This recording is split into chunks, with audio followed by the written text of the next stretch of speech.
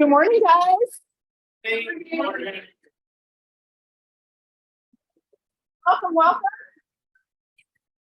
Thank you all for showing up. We have a oh, I sent out a Wednesday email.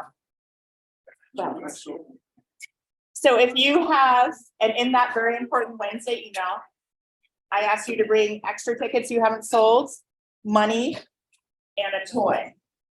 We'll just keep asking for toys again and again. It's okay. You have until next Thursday.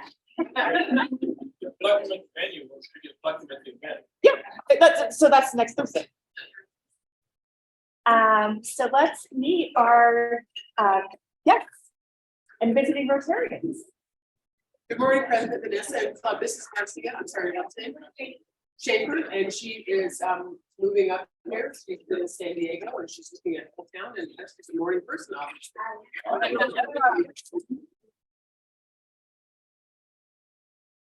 And then we have Lynette Mullen. She's going to be our presenter later on this morning. Yay! And more on her here. Do we have any interaction? No. Oh, they have the day off, so they're not coming. It looks like.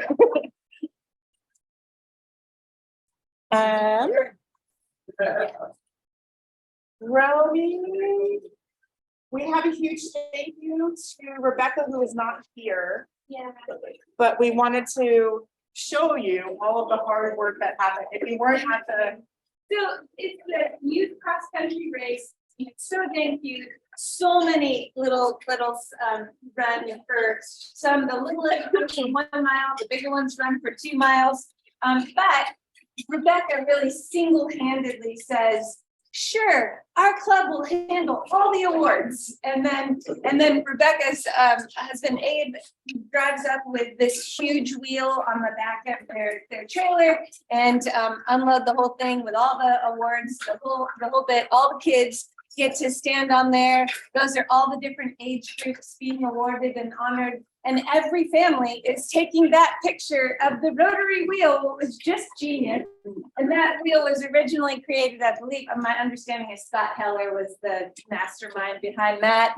And we haul it about. And this was just when I opened the paper and friends like, what is Rotary doing? Everything. It was all one event. It was genius. And thank you to Rebecca for making it happen. And Scott Heller for making that great big wheel. And thank you to Romy all the time for being on top of it. So thank you very much. Stay in the paper. We have another.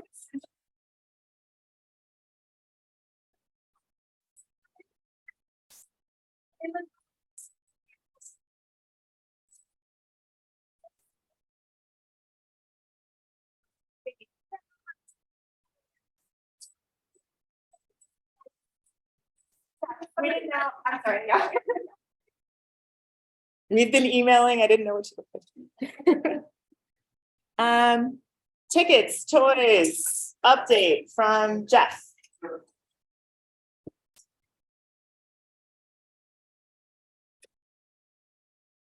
You all know, Taste of the Holidays is this Thursday. Yay! It's the last announcement I get to do for the club on Taste of the Holiday. All right. So what we're looking for this year. So yeah, what we're looking for, as Vanessa said, is please bring a toy or something like that. You get a drink ticket when you bring a toy in for Toys for Tots. When you sell tickets or have sold tickets, you might want to just let them know this is a Toys for Tots event. Where do we put our ticket money? You give your ticket money. It can either be Venmoed if you received it, if you receive checks or something like that, give it to Brian or Sophie, and it'll get to the correct place. So that's ticket money. Tickets, we also, if you haven't sold tickets or at the event, you want to turn in ticket money, you can do that. But just try and get your ticket money in to Brian as soon as you can. If not, bring it to the event, bring any unsold tickets to the event. That will really help us get the countdown. So We appreciate it. I think right now we're at around probably 300 by now tickets sold. We normally sell, what's that? 341. And we normally get around 600. So yep, halfway there, keep on going. Sell your tickets. Okay, that's enough on. Yeah, buy them, give them to your friends. The last thing is the sign up genius. AJ sent that out. If you haven't signed up, please do. It just helps us out. So we know that we're supported. So thank you. Is there anything else, Angela? If anybody has tickets, she can sell them all, or she can sell them. I think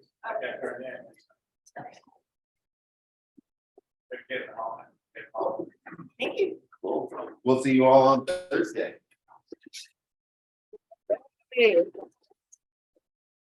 And then if you, I don't know how many people Venmoed, but we didn't ask you to put together raffle item or anything, but we need to finish the raffle items we currently have and make them amazing. So Venmo $20 to the club and tell them it's for a Taste of the Holidays. I don't know how that's going, but just a reminder. So thank you to, I think, Chris and Lisa for hosting. This is your, yeah. So that's already done this week, nothing after the meeting. And we'll be right back to, yes, right. Yes. So we did it at our house on Wednesday, because today's all of this, so we wanted to get it done early. Next week, we're dark on Friday, so on Thursday, we're gonna bed everything except for the thing, and then we'll bring it to the community center. We're gonna have, I think, AJ sign genius to do that. So that is part of also what will happen next Thursday while we're setting up for the holidays. And then there's a bit further that afternoon. And then following Friday, we're dark. Mhm. So the kids are out of school that week. So we only have a few more packings this year. So we're not doing anything. The week of Thanksgiving now. Okay, cool. That's right, John, right? Correct. Yeah. Yeah. And if Mike, if you're on the call, thank you very much. He's outside. Oh. Second for veterans. Oh, okay. Well, shoot, does anybody have any details about Veterans Day? That's a little later in the thing. Oh, we'll cross that bridge. Howard, Cambodia. So I want to just say all of this fundraising, all of this effort, all of this money, we just keep asking you for money. This is where your money goes. And it's a wonderful, exciting thing. So let me just remind you about this project. It's a matching grant project where we're anticipating getting a match. So we'll have 4,400. I think the club, we're actually giving 6,000 towards this project. And this school in Cambodia that we've supported in the past, we've supported. One year we paid for everything, for all their tuition expenses and operating expenses through a global matching grant. And for quite a number of years, we've supported a whole classroom of students tuition for the year. And many of you individually contributed to a particular student being supported. So this is about it's about 100 miles away from Angkor Wat in Cambodia, in a little town there. Village school for children have to come from financially challenged families who are, say, rice farmers, and where the parents have not had much education, and they would have to pay if the children went to school there. So this school provides free education to them, only for those children who need it, who aren't from wealthy families. So what we're going to do with this project, it's a project that's costing, I forget the exact figure, but it's up around 200,000 to replace the kitchen and dining room. Originally, there was temporary structures that they built about 15 years ago for that, and it's been damaged due to storms that they've had over the years, and so they wanted to replace it with a more permanent structure. And we are providing all the furniture and kitchen equipment and so forth for the facility. We're not allowed with matching grants to support any construction costs, so that's where we can certainly be of great help. It's going to support about 300 kids for their primary education in Cambodia, which is a big, big deal.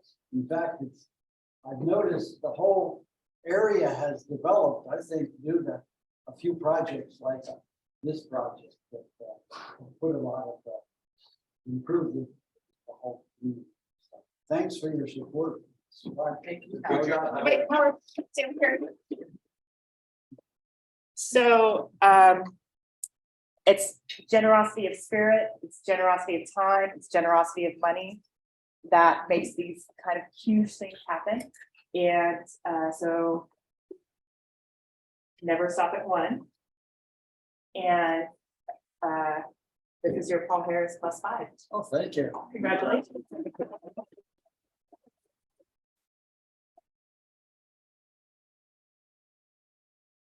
Okay, Veterans Day, maybe. Do you know anything, Tom? Let's see, the flag ceremony's at 4 o'clock today. And then the Southwest has a good one. It's at 11 p.m. At the Authority Center.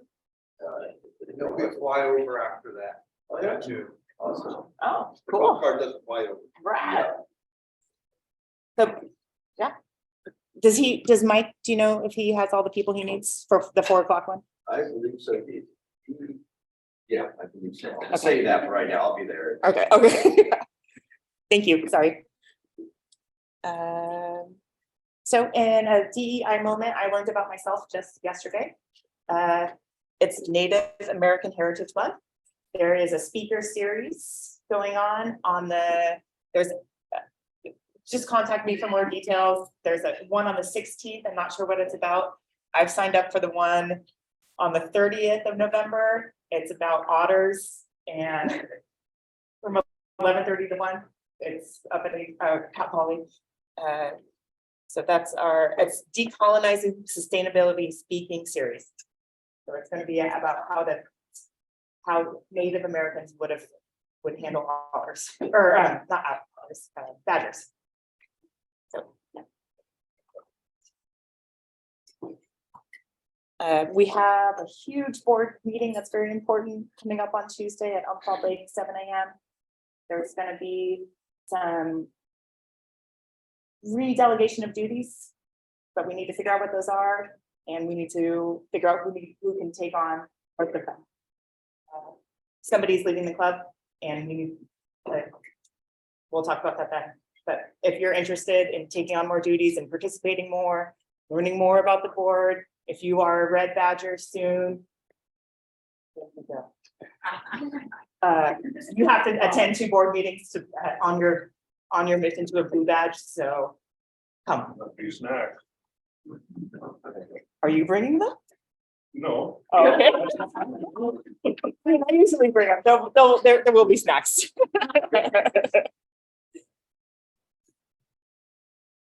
Speak of the D. Oh, Terry, how about while I'll collect them. Okay, Terry, let's talk about hats. So, speaking of the Rotary Foundation, there used to be a program called Group Study Exchange.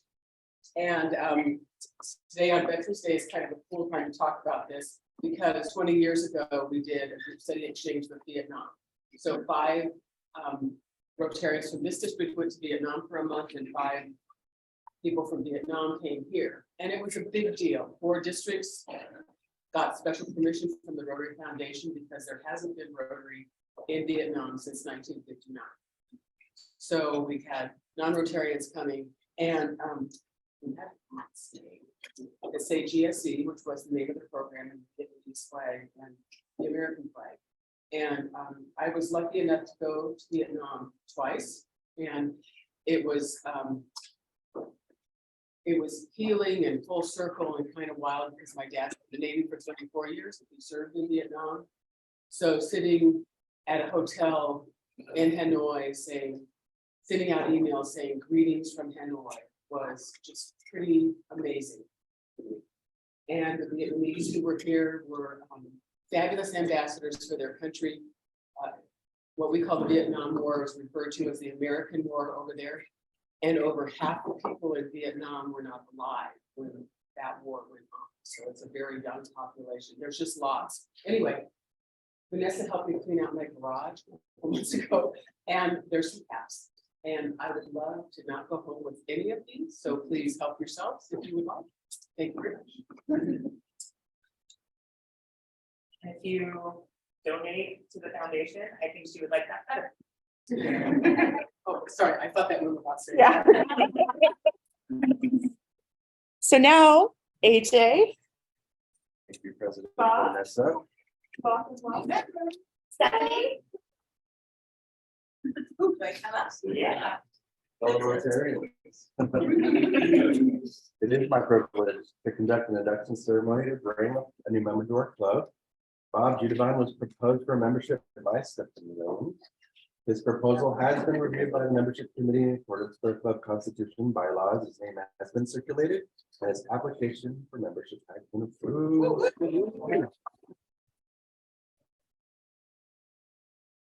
The Rotary is defined as a volunteer organization of business and professional leaders united worldwide to provide humanitarian service to help those good needs. Club members meet weekly to plan service projects, discuss community and international issues, and enjoy fellowship. Clubs are non-religious, non-political, and open to individuals with diverse backgrounds. Rotary encourages high ethical standards in all vocations while striving to live and work by the four-way test. Is it the truth? Is it fair and concerned? Will it build goodwill and better friendships? Will it be beneficial to all concerned? Thank you.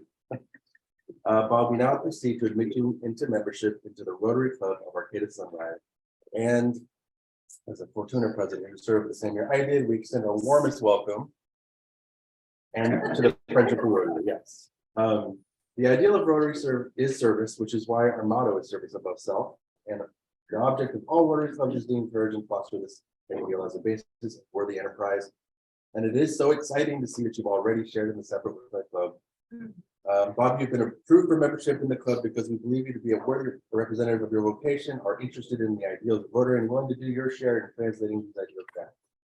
We've agreed to accept the obligations of membership in this club as people of action and to obey our club's constitution and bylaws. So I now have the pleasure of asking your sponsor to pin on your membership kit, the emblem of the Rotary, which we hope you will wear with pride of being a Rotarian, but also with humility of system. And at this time, I'd like to present you with your red badge. The symbol of the club member. As a new member, there's a path you will follow as you achieve your blue badge status, and I know you'll achieve that in time. This new member packet here contains information for you about our club and about Rotary National. You may have many questions in the coming weeks, and I encourage you to seek answers from your sponsor, Stephanie. Your mentor is Craig. Memberships of the membership committee, the club president, or any member of this club. So it is my pleasure on behalf of the board of directors and the entire club membership to welcome you to the Rotary Club of Arcata.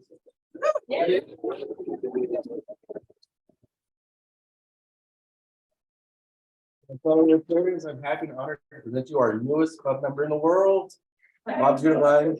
We're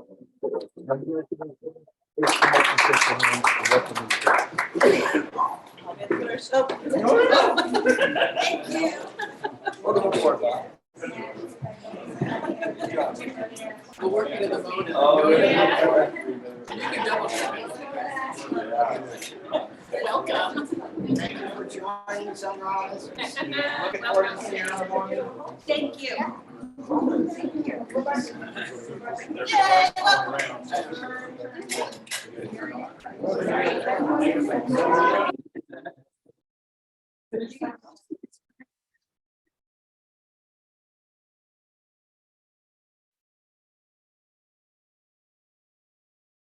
Congratulations. Hey, Bob.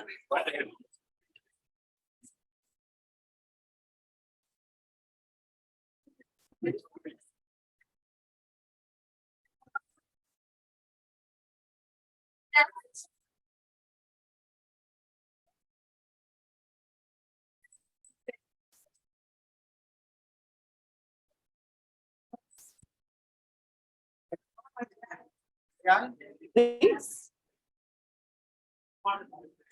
I just want to say something very quickly. On the previous slide, it said red badger courage, which I think is appropriate. Every one of us in here has been a red badger time. And we kind of take a step off into something brand new when you join Rotary.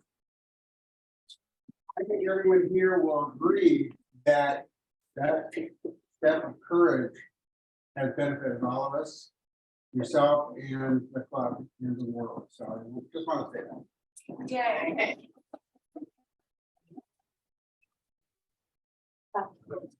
We're gonna do the raffle really quick. And right before, so I don't forget it like I do every week.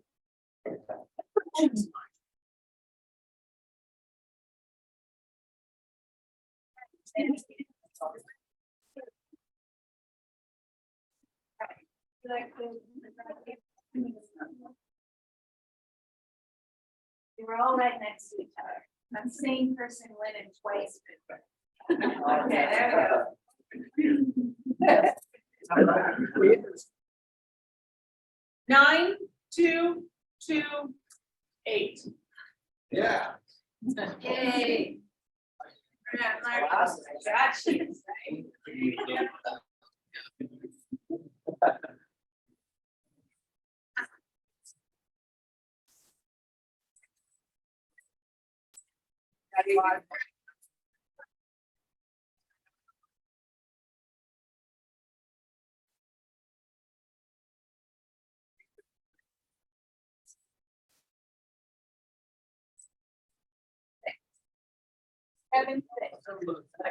Right after.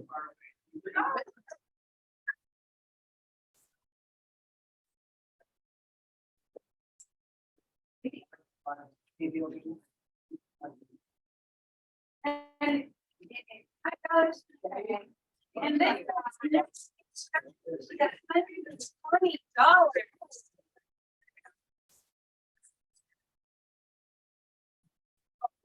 So December 2nd, I think, is That's our right. next meeting.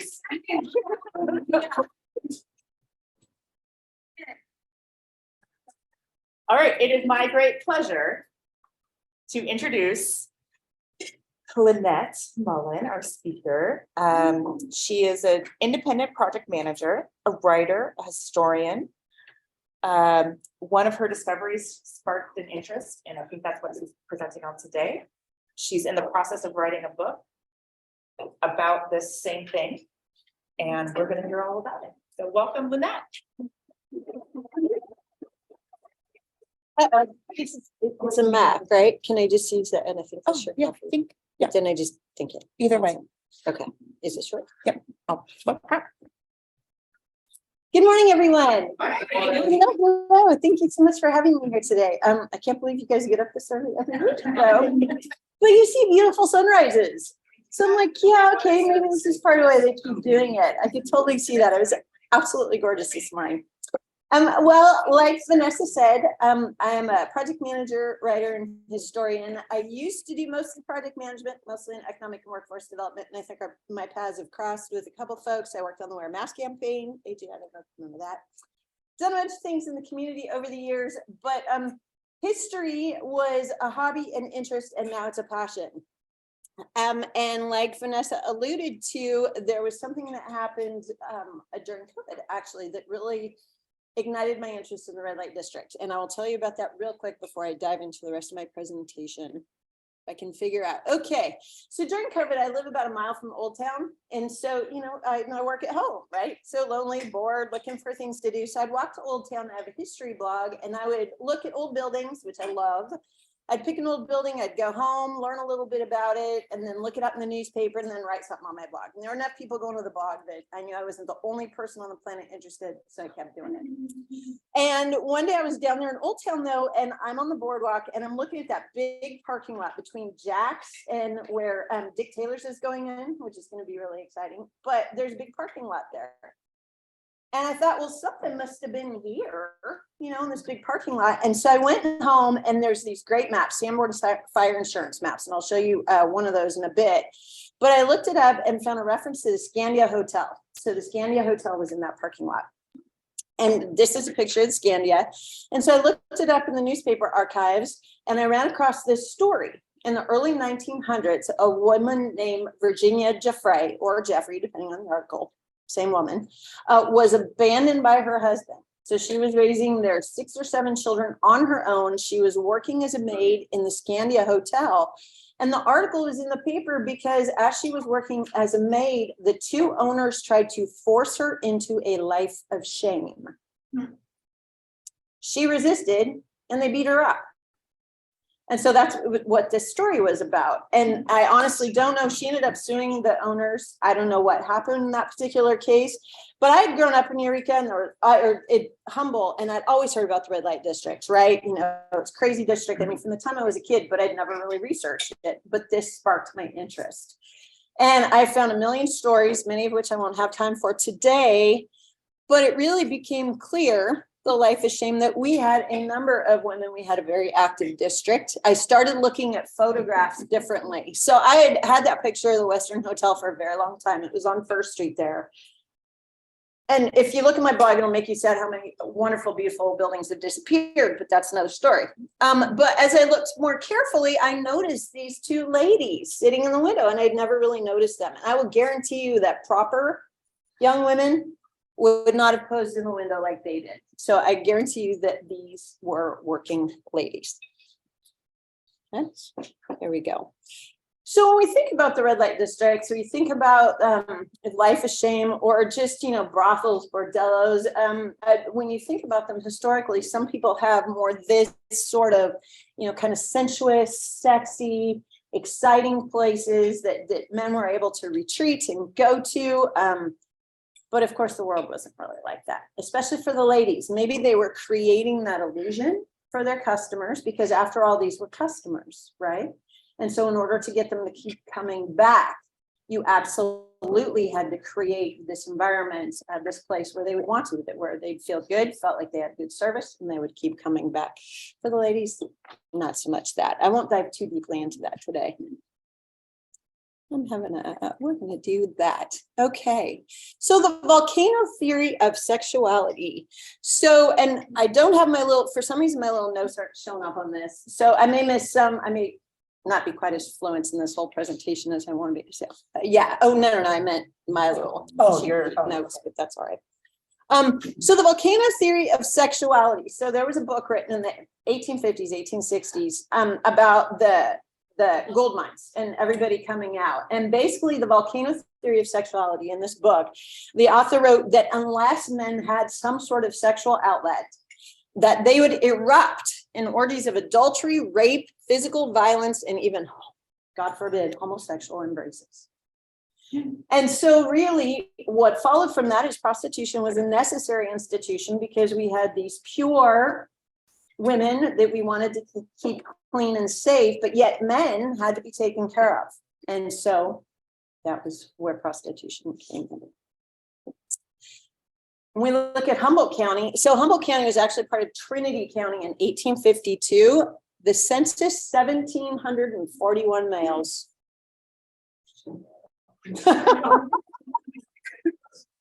Gives you some idea, right? Yes. So given this, and given that a lot of men believe this volcano theory, quite frankly, in the early years, Native women were not safe in this county. They weren't safe anywhere. But again, a presentation for another day. But that gives you some idea of kind of what the dynamics were. Right, and so. Eureka, when I'm talking about Eureka's lower district, Eureka actually had a district, and I'll talk a little bit about how it was restricted at one point. This was Eureka's lower fourth. So if you guys, it looks, most of you, maybe not everybody, but almost everybody has been here a while. The lower fourth was actually around the co-op. So 4th and B to 4th and C down near the waterfront. These houses there in the lower right, those were brothels. So when we think of brothels, we think maybe of something fancy. Humboldt, Eureka, not so much. Arcata had a nice one, and I'll show you a picture of that in a minute. But really, most of them were kind of modest homes. You had a madam, and you had some inmates or girls that worked there. And this is the Sanborn. This is an example of a Sanborn map that I was talking about. These are amazing. So if anybody's interested in local history of buildings, let me know. I've got some cards, and I'll just send you a link because they're addictive. But you will notice in the early ones that certain buildings were referred to as female boarding. Many of those were brothels, probably most of those were brothels. So this is another example that gives you another idea of where the district is. So next time you're driving down 4th Street and you see the veterans, the beautiful 3/4, that whole row was brothels. So you can see some of them, the 3 there in that photo are still there. So that 2-story house, and then the others are right where that building is now. So that was the lower district in Eureka. There were some scattered in Old Town, and that happened after the district closed. I'll talk a little bit more about that later. But so there were scattered brothels in Old Town, but mainly the girls worked in the district. So early houses. So I wanted to go back and get an idea of what we had here. And one of the earliest mentions is 1855. There was a shooting actually. And one of the man that shot, it was Roner, Henry Roner out of Fortuna, ran brothels. And the newspaper reported on this, but at that point, this is what the newspaper said. It was humiliating to even state that these houses existed, right? In Humboldt County, didn't even want to own it. You will see that that attitude kind of progressed over the years.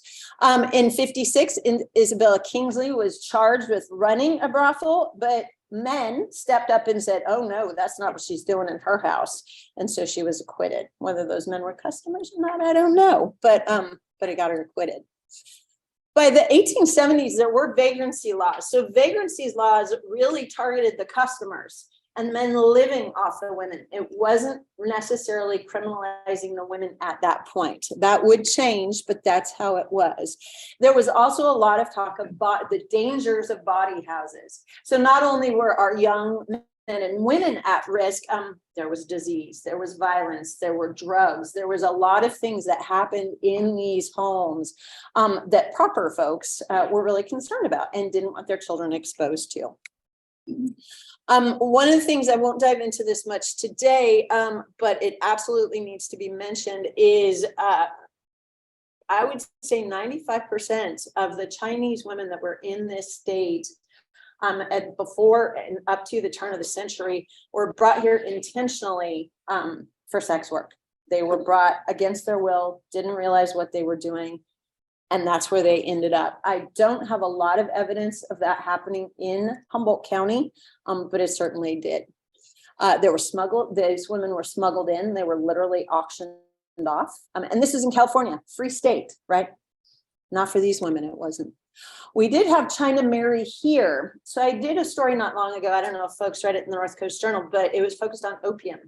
And in Eureka by 1880, we had a woman named China Mary who was running an opium den. Unfortunately, I also found reference to her in the census where she was in the county hospital suffering from syphilis. So my guess, even China Mary, who was here in Eureka, had been brought here and at least for a while was forced to work as a prostitute. Of course, the expulsion happened in Humboldt County in 1885, and all the good people of Humboldt said, well, now all our vice is gone. We're good now, we're clean. Of course, that absolutely wasn't true, but that was the way folks looked at it.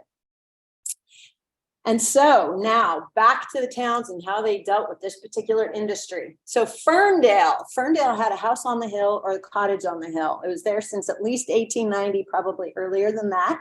If you're familiar with Ferndale and you're driving through town, you go through town, Ocean, where the steeple is.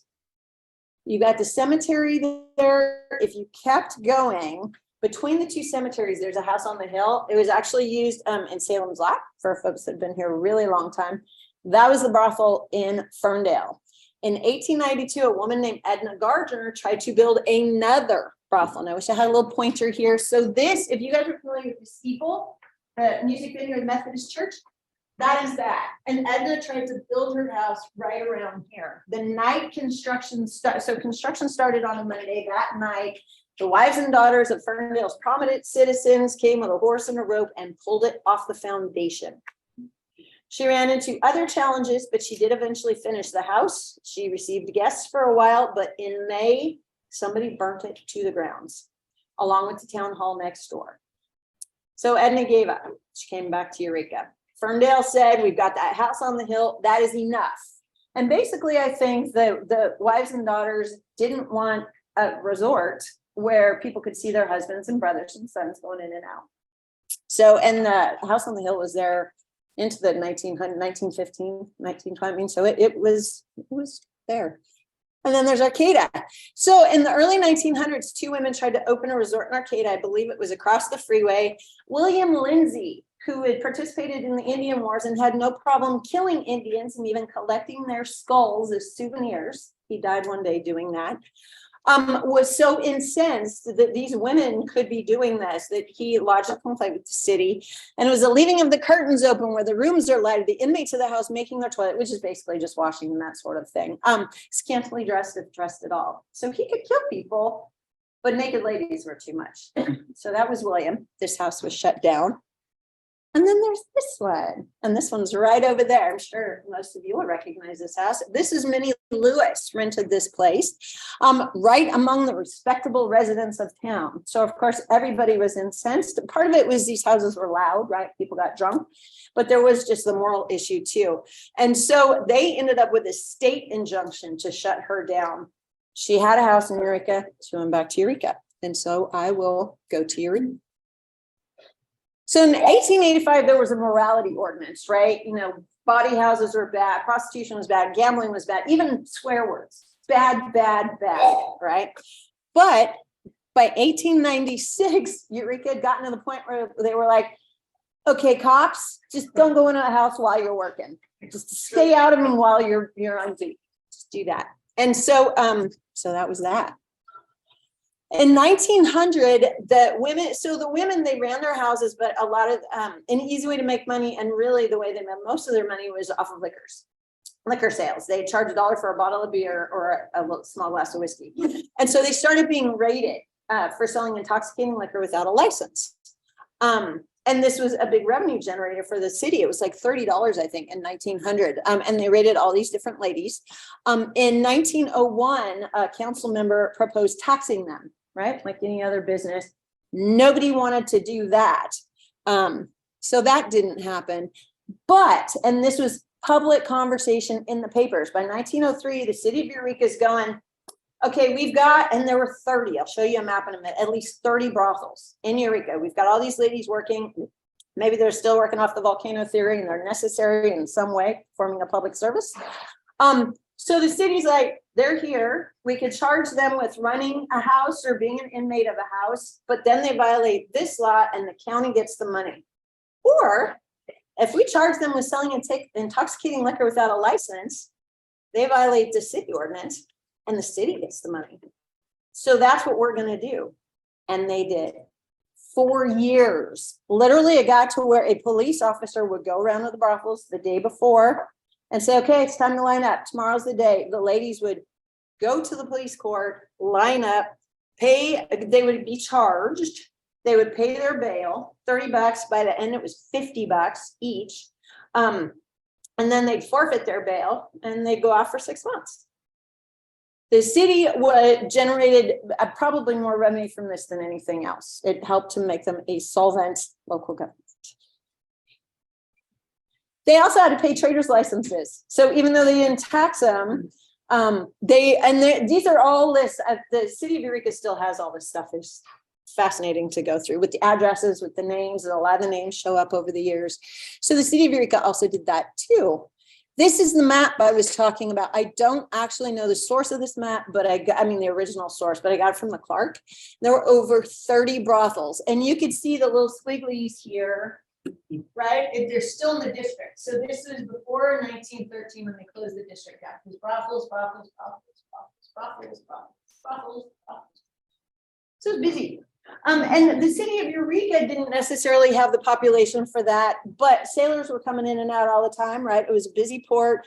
And they had what I have been told was called the whiskey train. And I know trains would come in on the weekends. They bring the workers in on the weekends from the lumber camps and the lumber mills, drop them all off in the old town. So that, I think, is how all these different houses stayed in business. But the proper people of Eureka didn't necessarily love this. And by 1908, especially city officials were talking about how we had to do something. So initially they restricted the district. In 1908, the mayor and the police chief in Eureka said, okay, this is your area, ladies. Don't go beyond it. And they were literally arrested when they did, when they went beyond that district that I showed you. This is Annie.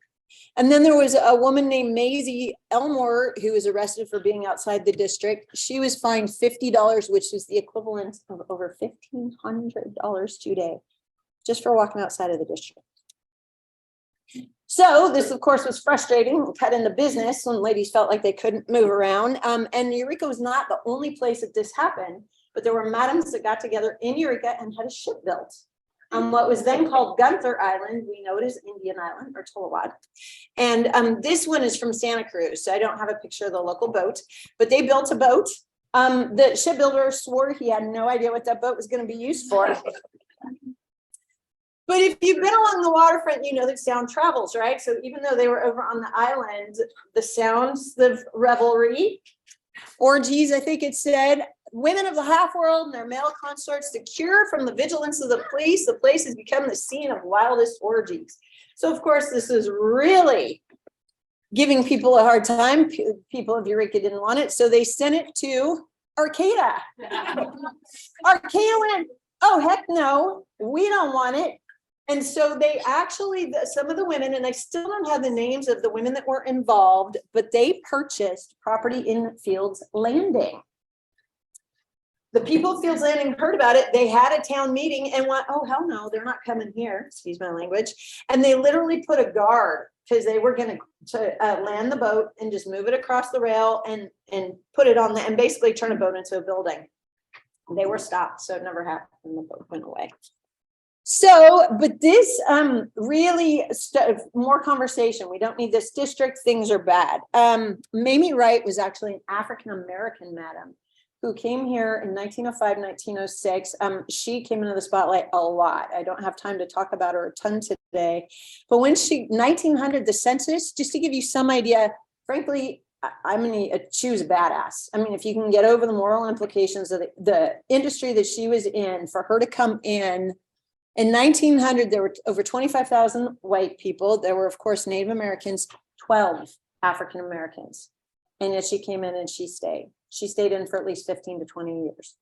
And she'd had experience in this industry, but she was also a very good lightning rod for people for a moment. And this is interesting. So 1909, people are still talking about how we need to do something about the district. There was a private attorney that filed a complaint and targeted Mamie, saying she was running a house of prostitution.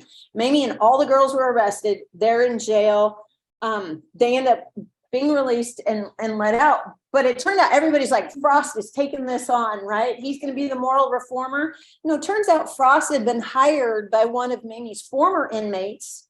That former inmate owed Mamie money and was holding the trunk, this girl's trunk, as collateral.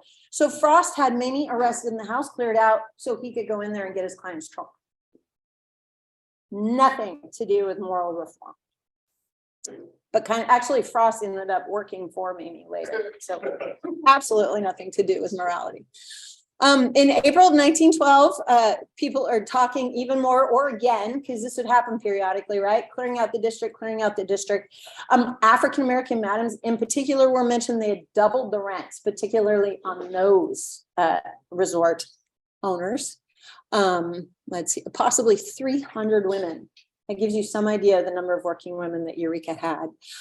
In November, unfortunately, one of the clients, a customer of Mamie's house, had developed more than an infatuation with one of her girls and tried to kill her. Fortunately, the girl survived, the guy died. But again, that put the focus on Mamie's house, even though the city said, no, it's not Mamie. She's just the first one. You know, we want her out, but we want everybody out. And they started talking about closing the district, and they worked very hard with the mayor and others. They even hired a private attorney, and they were focused on this area, the area I just told you about, where the district was, that lower 4th district. 1912, but this time they decided to go after the property owners.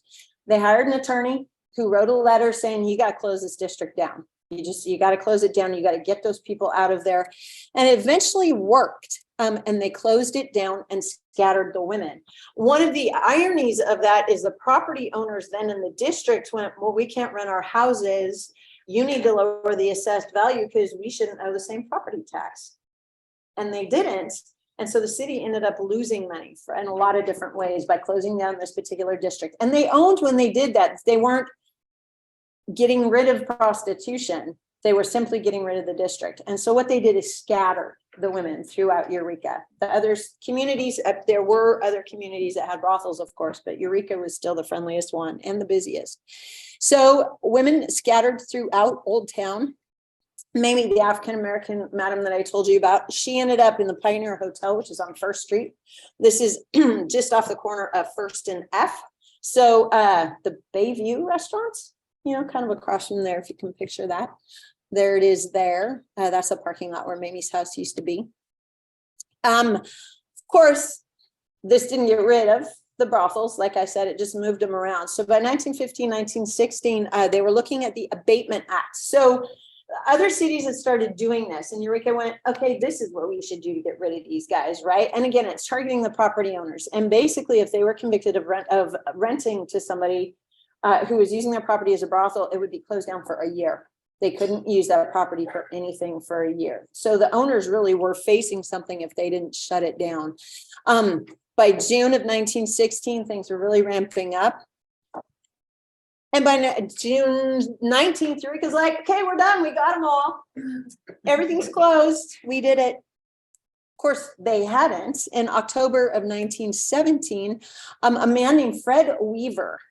So this is the Weaver building. It's the Waterfront Cafe. They're in Old Town at First and F. Fred Weaver and his wife operated a number of brothels. They also had a laundry, which I believe was where they recruited the girls. And when Fred was arrested, he said, I don't care. I'm not closing down. He was kind of a rogue, a renegade. He just didn't give a crap. And he ended up being fined like $500 or something, but him and his wife just kept doing it. Of course, his wife showed up again in 1925 when they tried again to shut down these houses. And of course, it was just a cycle and it just kept happening. Some of you guys might be trying to look at the names of the addresses. I do have this information. So at some point, if you want to get in touch with me, let me know. A lot of family names you'd recognize. What's that? Oh, yeah. Okay.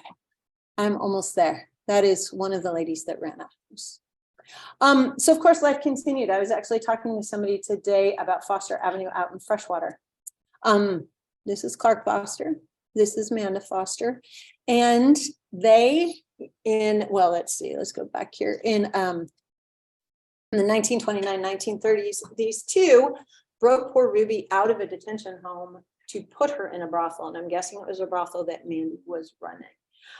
They were arrested and fined. I don't know that they even spent any time in jail. But in 1940, Clark was still at it, trafficking women. You know, so Eureka tried in different ways, but of course it didn't make a difference.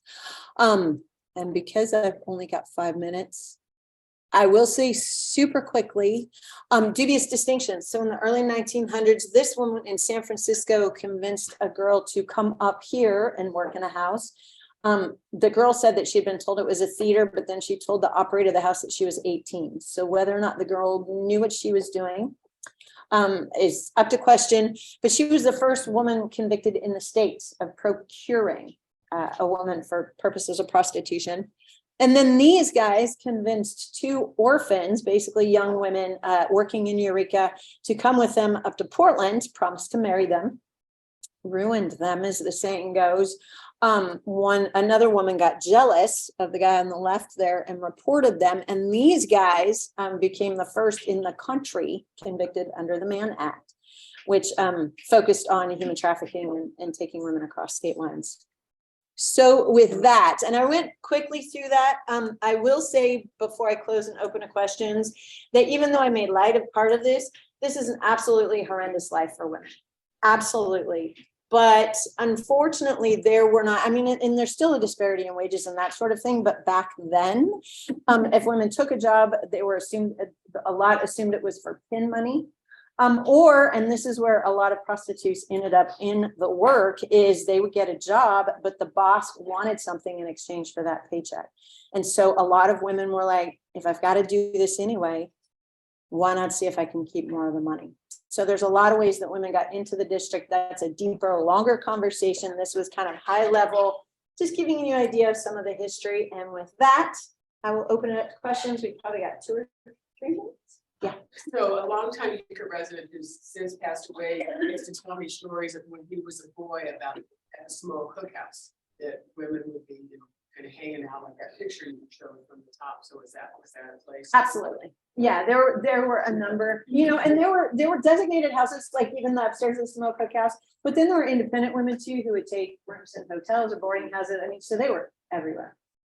Like they are now, quite frankly. It's just less obvious. And the building that's the Oberon. Yeah, that I'm sure it's on one of the lists. Yeah, I would guess most of the buildings in Old Town at one point or another over the last 100 years have been used for that particular purpose. Any other questions? Tell us more about the publication of your book. Oh, well, so I became fascinated not only with the industry, but Mamie in particular, because they kept targeting her, the city kept targeting her, and she just kept going. I mean, and she, a single Black woman in the early 1900s, there were no other options. And that particular business, especially if you could run a house, I mean, you had independence, you had money, you had autonomy that women did not have otherwise.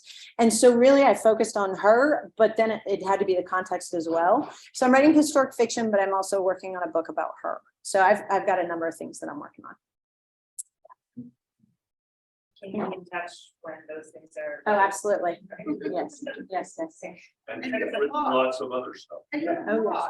What's that? I do have a blog. It's totally random. It started actually when I was researching the settlement period. So early, if you go back years, it's all about a Native American woman who was murdered in Arcadia here in 1862. From the descriptions, her killers literally walked down the street right here and crossed there. It became very real to me, that in particular, and that's another one. At some point, it's on my list. Yeah, but it's just random local history, it's old building stuff, it's just a million different things. So if you're interested, or you could literally just Google Lynette's NorCal history, or even if it's just historic photos of Humboldt County, it'll come up because it's been up for years. So, any other questions? Okay, I want to thank you very much for your time today.